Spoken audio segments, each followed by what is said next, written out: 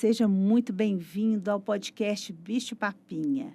Nesse podcast, a gente gosta de conversar muito com as famílias e eu procuro trazer uma pessoa sempre para poder ajudar a gente nesse universo da alimentação infantil, que é um universo desafiador. Eu sou mãe também, eu já passei por isso e sei de tudo que a gente tem como desafios. E hoje, a nossa convidada, a doutora Mariana Camilo, ela vai contar um pouquinho da história dela em relação ao quadro que a gente fala nutricional e nós vamos discutir muito sobre a pandemia invisível. Essa palavra dói, né, gente? Pandemia invisível, o que está acontecendo? Mas vocês vão descobrir aí o que a gente vai conversar hoje nesse episódio do Bicho Papinha. Mariana, que bacana você aqui em Belo Horizonte. Gente, a Mariana, ela trabalha e mora lá em Passos, onde eu morei minha vida inteira. E ela veio aqui só para poder gravar o Bicho Papinha, para a gente conversar muito hoje sobre alimentação infantil, né, Mariana? Isso. Deu um prazer estar no seu podcast, que eu escutei todos os episódios, né? Gente. Sou super fã, sou super admiradora do seu trabalho, né? Você é uma inspiração para todo mundo que mexe com nutrologia. Excelente professora. E é um prazer estar aqui, dividindo um pouquinho desse tema que permeou a minha vida e até hoje, né? Que virou um propósito de vida mesmo. E você não pode chorar porque eu vou chorar. É interessante, gente, porque nós vamos conversar sobre obesidade infantil. E tanto eu já contei isso aqui para vocês, eu sempre lutei contra isso. E hoje a Mariana vai contar a história dela e também dessa dor dela em relação ao que ela já vivenciou de ter sido uma criança obesa, um adulto obeso. Ela, né, modificou a vida dela toda e hoje ela ajuda, porque ela é nutróloga pediátrica, e ela vai ajudar essas famílias, tanto na prevenção quanto no tratamento dos casos que já procuram ela já com as crianças com sobrepeso e com obesidade. Mariana, conta pra gente aí um pouco, quando que você percebeu na sua vida que o seu peso não estava legal? Assim, eu sempre tive um sobrepeso, sempre percebia que eu era mais cheinha do que as minhas amigas, né? As minhas roupas eram maiores, né? Eu, mesmo fazendo atividade física, sempre eu era diferente. E assim, sempre minha mãe procurando, vamos olhar sobre a alimentação, né? Minha mãe teve um cuidado no início da minha vida importante. Eu amamentei até os 4 anos, exclusivo. E a minha mãe introduziu açúcar de verdade só depois de, né? Que a gente achava que ela tinha introduzido só depois dos 5 anos. Então, isso para mim era um fato positivo. Mas eu sempre fui mais cheinha. E aí, isso foi agravando um pouco, né? Na adolescência, mas aí eu tinha acompanhamento médico. Da época, todas as farmacologias foram usadas, né? As dietoterapias, intensificação de exercício e tudo mais. Mas isso aí foi uma constante na minha vida. Eu sempre via que eu era diferente, né? Sempre tinha um aumento da circunferência abdominal e não gostava muito de deixar, né, a barriga para fora, essas coisas que às vezes criança usa. E eu sempre via que eu não era aquela menina retinha, né? As perninhas mais grossas, sempre ombro mais largo. Aí falava muito no que era da natação. Mas não era, né? Na verdade, era que não era. A gente tem também na família, né? A gente acaba que observa.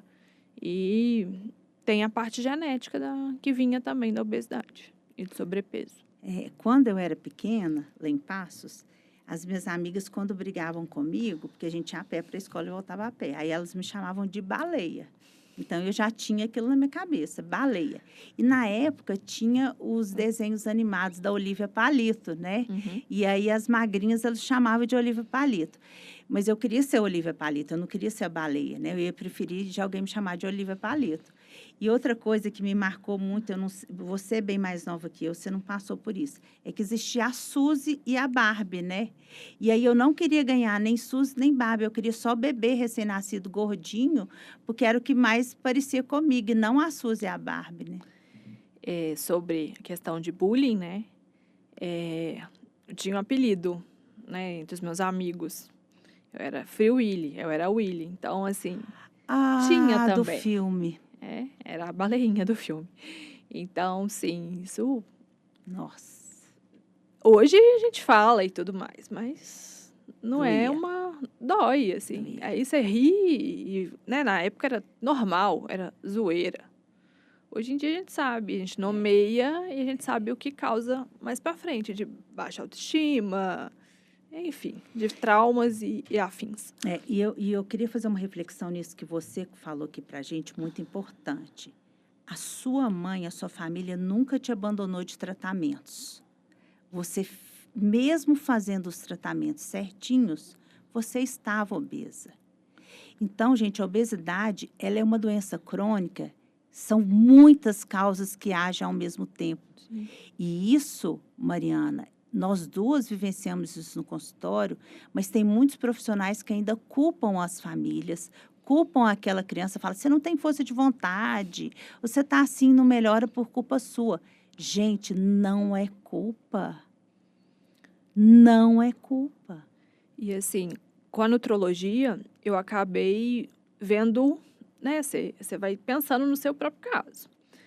Eu fui uma criança que tive otite de repetição, eu cheguei a colocar o tubinho, então eu usei antibiótico, por mais que minha mãe tenha me amamentado exclusivo, tenha postergado a introdução do açúcar, propriamente dito, eu usei antibiótico muito tempo, muitas vezes, de repetição mesmo. Então, tem a questão da microbiota, né? A gente sabe da epigenética hoje em dia, a gente sabe do eixo cérebro-intestino. São coisas que não se sabia, né? Assim, a gente não tem como culpabilizar também, porque a ciência evoluiu. A gente tem muito mais conhecimento sobre os industrializados, que também eram bem menor quantidade, né? Do que hoje em dia, a quantidade dos adoçantes, dos edulcorantes, dos ultraprocessados que foram sendo introduzidos também.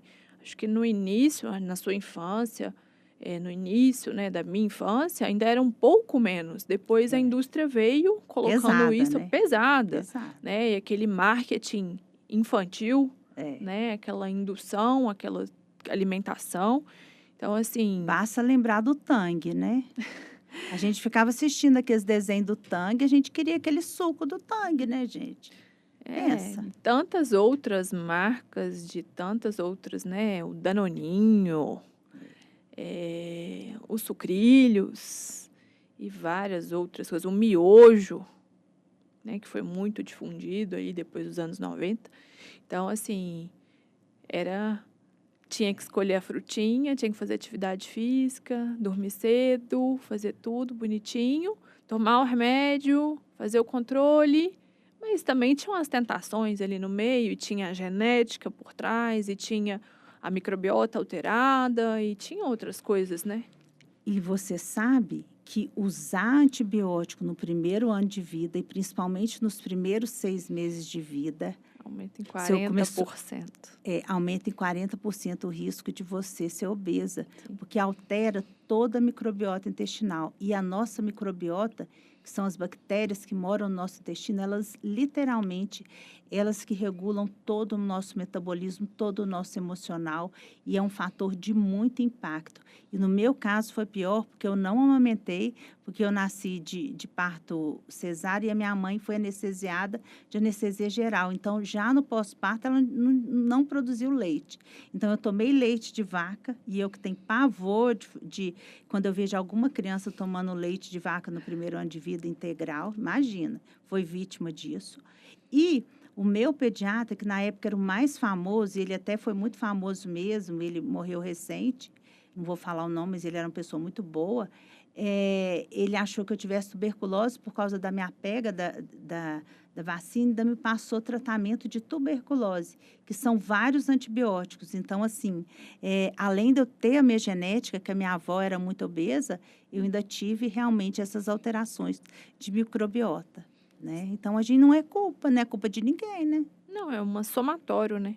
A gente é fruto de um somatório de fatores. A culpa não tem como Não tem, não estabelecer, tem, não. não tem. Ô, Mariana, e aí, qual foi esse ponto de virada que fez com que você procurasse a cirurgia bariátrica? Na verdade, foram 2, né? Porque depois de tantos tratamentos clínicos, primeiro eu coloquei o balão gástrico. E aí, com a retirada de 40 quilos perdidos, eu engordei 50. Mas nessa época coincidiu com a perda do meu avô. Então, assim, mexeu com o emocional também e tudo mais. E aí eu me formei, porque isso eu já estava na faculdade. E aí eu comecei a trabalhar muito, né? Aí, você sabe, vida de plantão, alimentação desregulada, estudando para prova de residência, sono alterado, emocional lá no, né, estresse junto com questões, né, de depressão mesmo. E aí eu entrei na residência. E no meu primeiro plantão da residência, eu tive uma emergência e eu precisei subir 5 rampas, né? No dia teve um problema com o elevador, eu tive que subir 5 rampas de Hospital. andares no hospital para uma emergência, para me achar um chefe. E aquilo ali, né, tipo assim, te traz um constrangimento, porque na época eu tava pesando 140 quilos, então, assim, asma já dá uma Nossa. atacada, transpirando muito em pleno março, em Passos, aquele calorão, e querendo mostrar serviço, né, você acabou de entrar no serviço. E aí eu falei, e dor no joelho, dor nas costas, depois daquele dia eu falei, não, já que eu, né, vou ter que olhar por mim. Não adianta eu olhar pelas outras pessoas, né? Eu preciso olhar para mim também. E aí foi quando eu procurei o protocolo e fiz tudo certo, no menor tempo, porque eu tinha as férias da residência e eu operei no primeiro dia da minha residência. E Primeiro dia de férias. foi a melhor, assim, eu falo que foi a melhor escolha que eu podia ter feito, porque eu estava ali me salvando. Porque o joelho já não era, né? Não era um joelho de uma jovem de 28 anos, não era.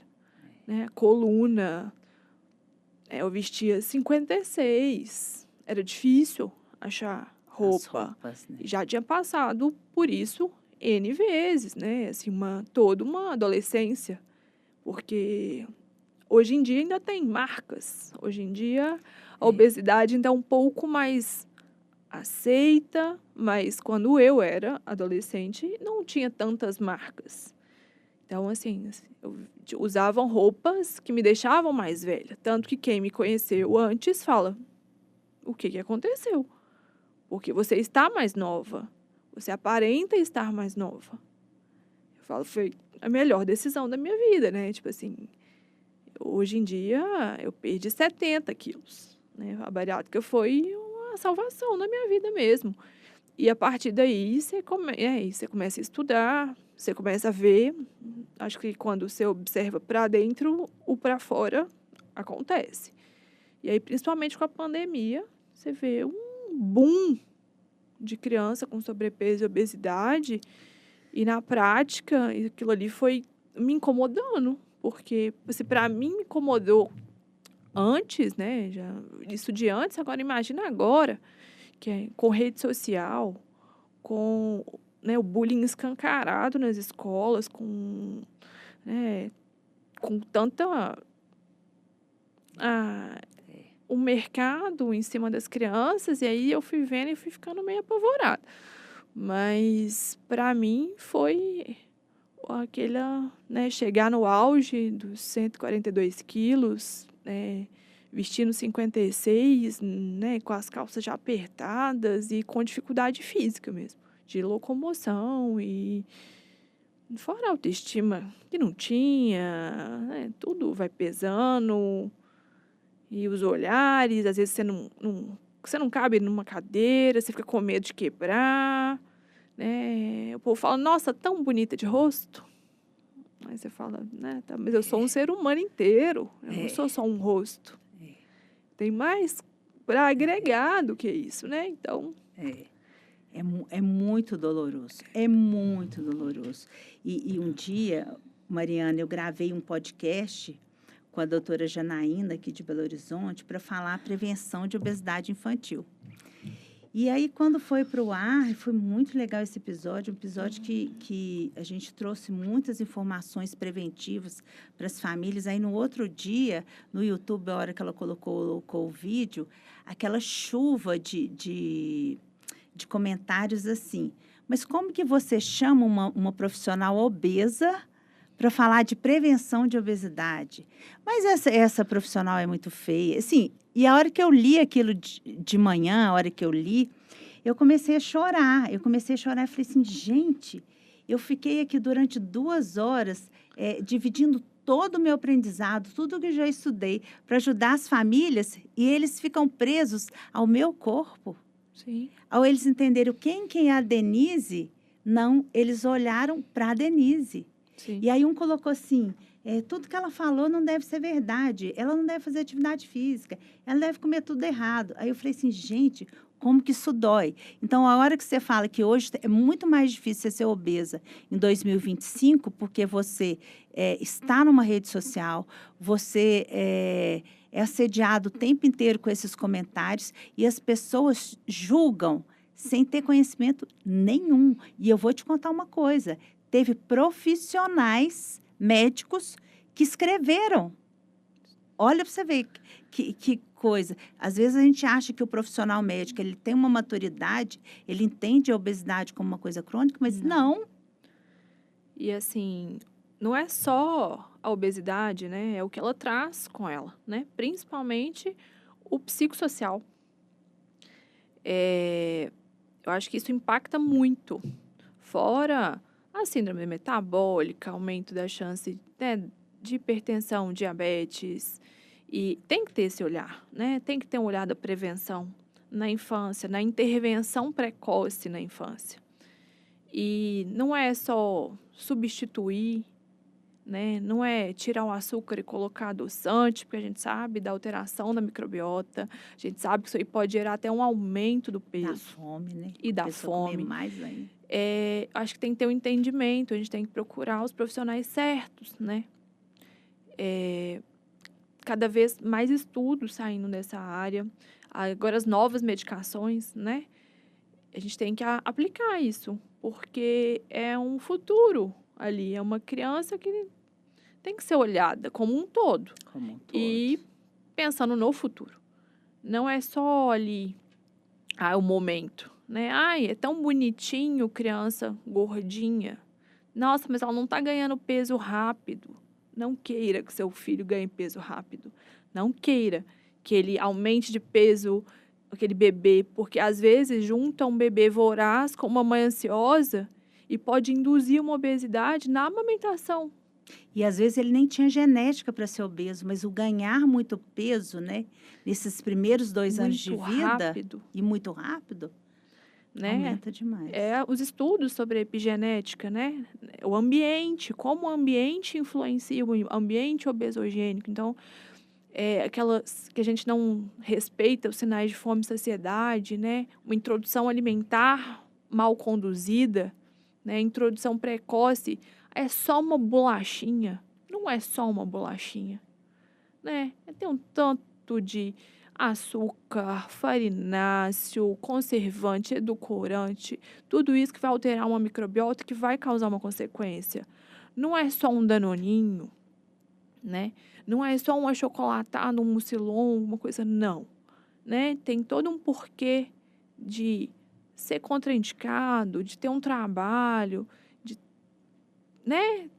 Pra uma conscientização. Acho que falta conscientização do que o que é feito, principalmente nos 1.000 dias que a gente fala, né, nos 1.100 dias, e agora já se fala em 2.200 dias, então até desde a pré-concepção até os 5 anos de vida, como isso impacta na saúde posterior dessa criança, né, no adulto que vai se formar. Porque se a gente, né, a gente quer que as crianças tenham uma infância feliz, saudável, que sejam adolescentes saudáveis e felizes, para serem adultos com menor quantidade de doenças possíveis, né, as pessoas mais funcionais e que também sejam felizes, que passem menos transtornos na vida, né? Tudo que for prevenível e de maneira simples, né? Muitas vezes, pequenos hábitos que a gente constrói na infância, como eles podem repercutir em saúde na vida adulta, na adolescência. Então, assim, eu acho que falta essa conscientização muitas vezes, né? E essa empatia. Né? As pessoas não têm empatia pela pessoa com sobrepeso e obesidade, tanto que custou-se, né? Aí depois veio uma moda, uma romantização da obesidade, que eu não concordo, né? Eu também não concordo. Não tem como, isso não é saudável. Obesidade é doença crônica, e ela gera prejuízos, tanto físicos, tanto cardiometabólicos, tanto emocionais, psicoemocionais. Então, a obesidade tem que ser tratada como tal, e do tamanho da importância. Até porque os dados são, a gente fala de, né, uma pandemia invisível, os dados são alarmantes.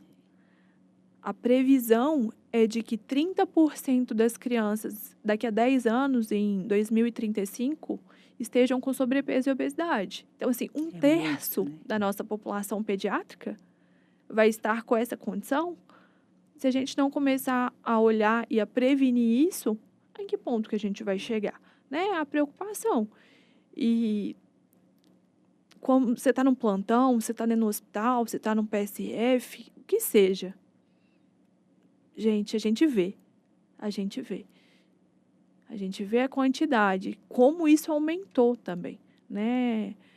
Quantidade de... A gente tem que também caracterizar a obesidade, né, que não é só o aumento do IMC, é o aumento da adiposidade. Então, aquela criança... do tecido gorduroso, do tecido, né? de gordura, que isso vai impactar. Isso vai causar uma inflamação crônica, vai causar prejuízo, seja, né, cardiovascular, então com aumento de pressão, né, das dislipidemias. Aumento do risco de câncer, né? Aumento do risco de câncer, né, aumento do risco de diabetes. De depressão. Não, a saúde mental é um braço, né, uma mãozinha dada ali na obesidade. E olha que interessante, o professor Carlos Nogueira, que é o nosso mestre maior aí da nutrologia pediátrica no Brasil, ele sempre fala, o nosso paciente obeso, a nossa criança obesa, ele está sofrendo agora. Sim. Né? Não é aquele negócio a gente falar assim, a criança obesa vai ser um adulto obeso. Isso é verdade, mas não é isso. Nós temos que cuidar dela agora. A gente tem que tratar ela agora. Mariana, eu queria te dar os parabéns o seguinte, porque você, em Passos, você está instituindo o serviço de nutrologia pediátrica. E muito bacana, porque Passos é uma cidade, gente, polo de medicina, de serviços inovadores dentro da medicina com profissionais muito bons. E isso que você está fazendo lá em Passos, de abrir essa estrutura para acolher as crianças, tanto não só as crianças com sobrepeso e obesidade, mas cuidar dessa nutrição de uma forma preventiva, né?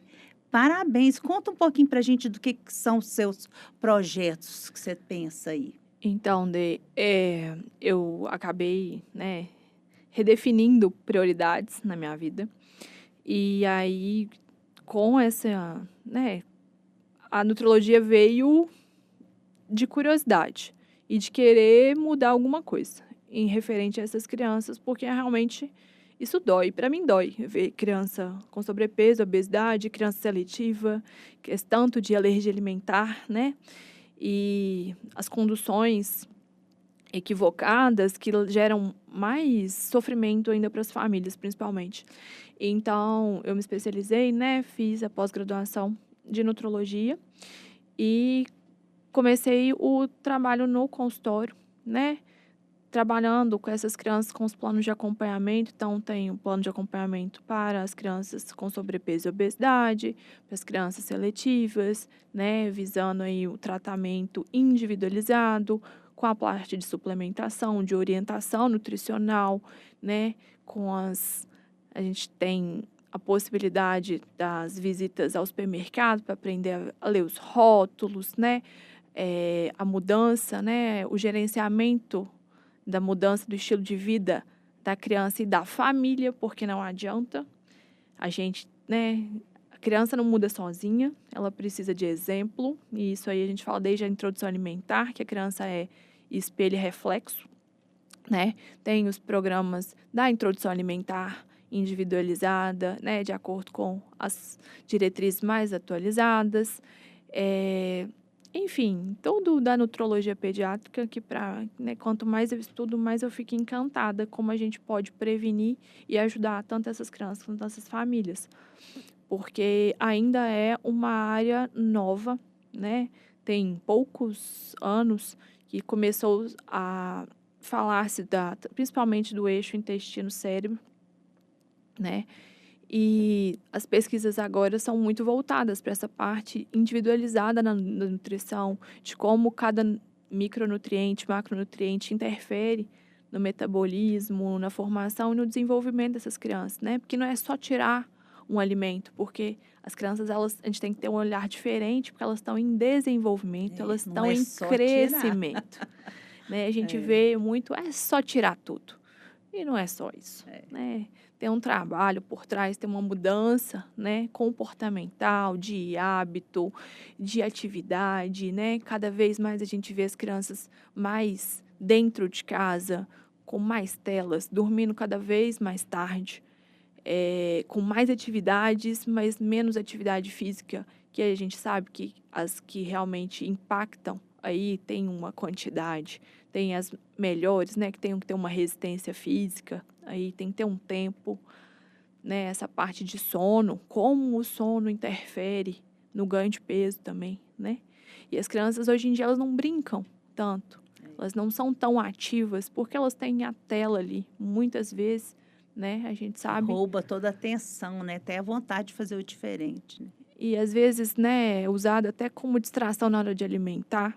E aí isso aí vai interferir na fome e saciedade e tudo mais, né? Que a gente estuda cada dia mais. Que a tela foi muito boa por um lado, mas, né, a gente está vendo agora os malefícios, a gente está colhendo os malefícios disso. Então, essa conscientização como um todo, né? De que a criança precisa brincar ao ar livre, dormir cedo, se alimentar da maneira mais saudável e diversa possível, né? Trocar esse tanto de suco e tudo mais por água, porque as crianças não bebem água mais, só bebem suco, refrigerantes e refrescos, né? Porque nem são Uma das sucos. coisas mais difíceis que eu acho, quando a gente está falando em mudança de hábito na infância, é de instituir esse beber água. A gente acha que é simples, mas não é simples, não. Não, né? A gente, né, come menos folhas, verduras, frutas hoje em dia, é tudo o mais rápido possível, porque a rotina está muito agitada, né? Mas a gente tem que parar e rever, porque senão a consequência vem, né? A base da saúde aí é o contato com a natureza, é a alimentação, é o sono de qualidade, é a Os vacinação, bons relacionamentos, né? A né? parte social, né? Como isso impacta, né? A parte de suplementação, né? Não é só a vitamina D e o ferro, e não é só no início da infância. Né? Hoje em dia a gente tem cada vez mais evidência de como isso impacta de forma positiva quando está tudo reguladinho, quando está tudo andando, a máquina tá, o trenzinho está andando fluindo, certinho. né? Então, eu vou começar a fazer a bioimpedanciometria a partir de 5 anos, né? Legal. Que dá para ver, as famílias conseguem visualizar ali a composição corporal, o que dá para mudar.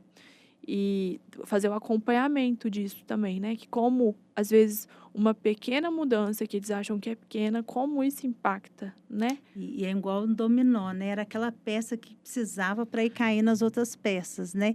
Então, igual você falou assim, às vezes naquela casa, só de organizar o excesso de suco, aquela criança já vai evitando de consumir muito açúcar naquele dia, isso melhora um tanto de coisa, melhora a microbiota, se melhora a microbiota, diminui a fome, então uma coisa vai puxando a outra, né? Sim, e também, né, porque a própria microbiota alterada, ela vai produzir, né, os ácidos graxos e vai absorver mais gordura, né? Então, assim, a gente tem que tomar muito cuidado com essas alterações, o que a gente está consumindo mesmo, né? A gente vê como vários antinutrientes, né, vão impactar nessa nossa microbiota. Então, os hábitos, eles têm que ser ajustados para a gente conseguir ter uns resultados. E a gente sabe que mudanças efetivas causam resultados efetivos, né? E é uma pecinha de cada vez, é um dia de cada vez, é um passinho, mas que É, tem melhora, existe melhora. melhor. E em alguns casos, né, quando tem resistência insulínica, em alguns casos mais graves, a gente tem as medicações que a gente consegue associar também, né, a partir de algumas idades. Então, é um trabalho conjunto, né, é um trabalho de formiguinha, essa conscientização, mas Mas o trabalho da nutrologia pediátrica, ele é muito necessário, muito com impacto. E eu fico, né, porque às vezes, como é uma coisa muito diferente, fala, não tem profissionais suficientes no interior. E você escolhendo passo, você vai ajudar aquelas cidades todas. São Sebastião do Paraíso, Piuí, Cássia, são muitas cidades ali que você vai trazer esse atendimento de uma maneira muito efetiva. Né? e, Parabéns, viu? e não só, né, na região, porque também tem um atendimento online, né? Porque como tem as orientações, né, a nutrologia é muito comportamental. Às vezes, mandando, né, os pediatras mandando algumas medidas, a gente consegue instituir um tratamento combinado, né, com o médico daquela criança, né, porque a nutrologia é um plus.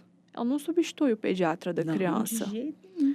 Muito pelo contrário, ela veio para somar com as crianças neuroatípicas, né, que fazem tratamento com a medicação ali do neuropediatra, as crianças que são alérgicas, né? Então, assim, às vezes vai tratar uma alergia alimentar com o alergista, mas precisa de Uma uma adequação, né? adequação daquele intestino, né? Uma dermatite atópica, que a gente consegue intervir também através do intestino. Tem, né, os endócrinos, né, que a gente também trabalha em Em conjunto. conjunto. Enfim, assim,